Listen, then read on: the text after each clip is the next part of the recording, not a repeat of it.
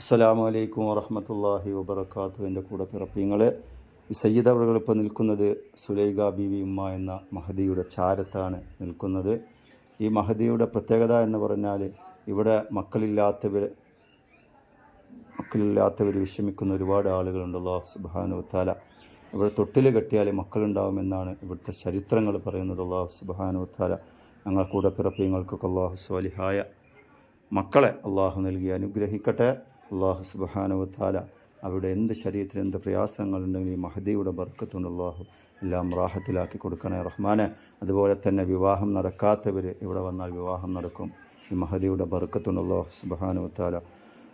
വിവാഹപ്രായമെത്തിയ ഒരുപാട് ആളുകളുണ്ട്. അള്ളാഹു സുബ്ഹാനഹു വ തആല അവരുടെയൊക്കെ സ്വാലിഹായ അവർക്ക് ഇണകളെ അള്ളാഹു നൽകി അനുഗ്രഹിക്കട്ടെ.